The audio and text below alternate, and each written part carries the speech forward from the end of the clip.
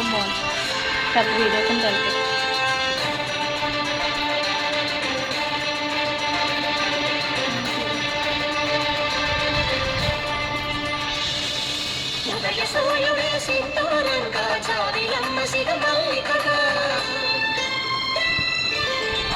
చివరుల మధుబర్గాలుగా రామ చిలకలే మంత్రము చదువగా